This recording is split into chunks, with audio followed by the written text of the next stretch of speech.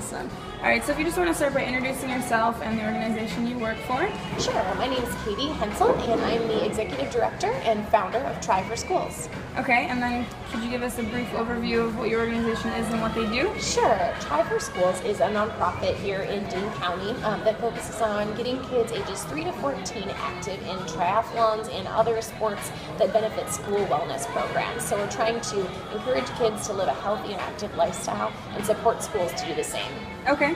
And then what does one of your events, like one of the kids' triathlons, actually consist of? Sure. So all of our triathlons consist of swimming, biking, and running in a variety of different distances based on the individual abilities of each child. And we also offer an adaptive triathlon within those triathlons for kids that may have a physical or mental disability. Okay, so does it vary by age groups by how the distance they do? No, it's just 3 different distances, and then so kids can choose the distance that's most appropriate for them. Okay, and what do they range from generally for the different? Usually the shortest course is for our youngest participants, and that's ages 3 to 6 years old. And then our middle distance usually ends up being kids between the ages of 7 and 10. Okay. Our long distance ends up being kids that are between the ages of 11 and 14. Okay. And then how many of those events do you run in a typical year?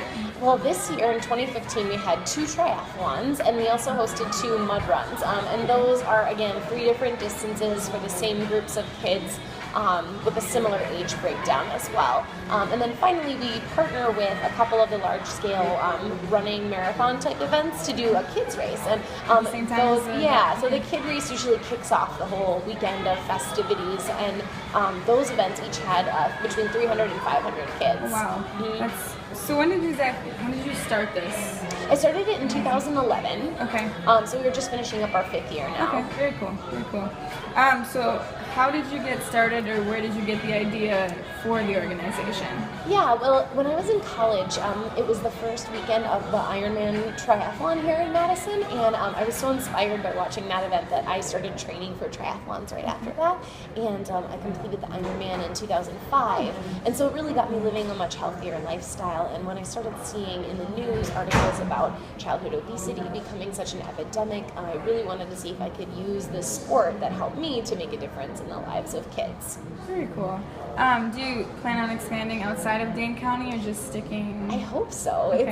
It's a lot to think about, but eventually I'd love to have it where we have presence in all areas of the state, and even larger than that if we can do it. Do you know of any organizations that are kind of like yours throughout the country? Well, are there many? There aren't. There's a lot of organizations that are doing youth events, but no one that really focuses on youth triathlon a ton. And then I think the biggest differentiator for us is that our events don't go right back to us. They support schools, so we have that extra element of helping support the schools and the local communities as well. Okay, very cool.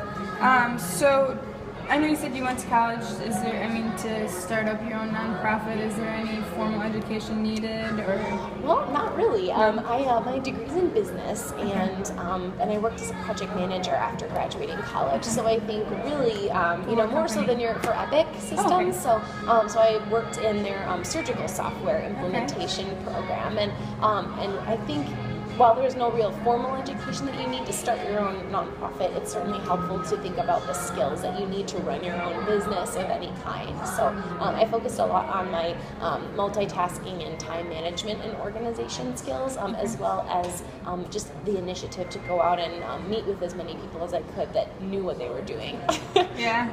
Okay. So what do you do in a typical work day?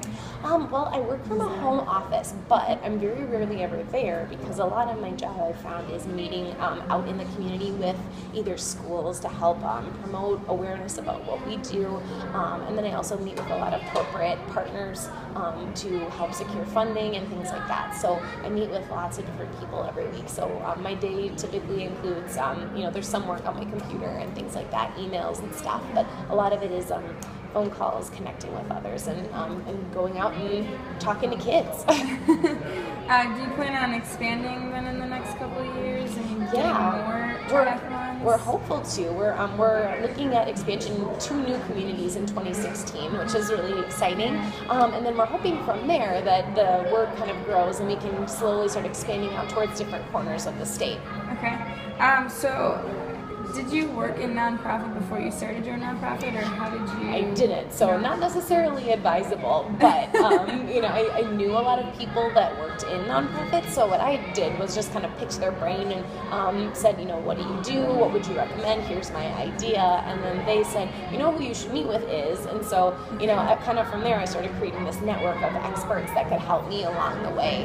And there's a lot of formal groups in the community as well that kind of serve as mentors, so I applied for the Merlin Mentors program, and they paired me with 4 kind of entrepreneurs and business experts that were kind of able to coach me through the early years to get us on some stable ground. Okay, very cool.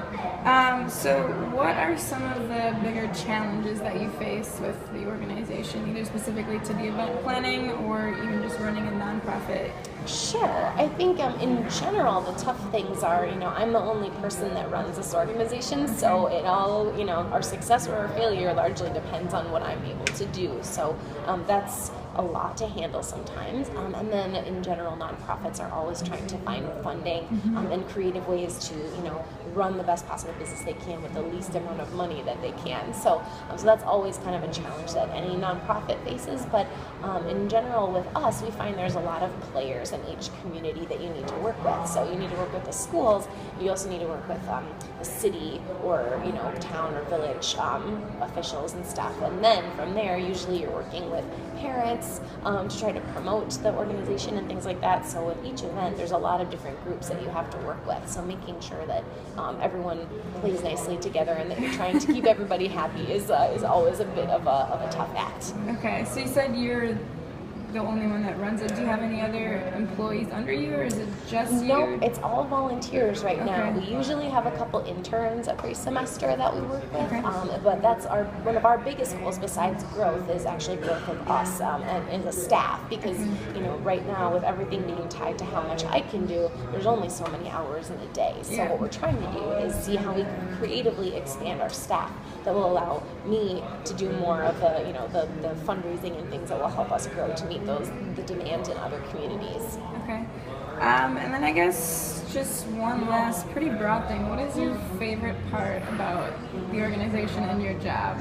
There are a lot of my favorite parts, but I think the biggest thing for me is, so like this morning I got to go to an elementary school and present them with the money that they earned from the year, and seeing the expressions on the kids' faces and, seeing how excited they were, and also that sense of pride in knowing that they, did something good for themselves, but also for their school and their fellow students is really rewarding. Seeing those kids then also, continuing to come back and do more events, and just learning that being healthy and fit can be fun, and it's not just work. It is a good lesson to impart on kids, I think.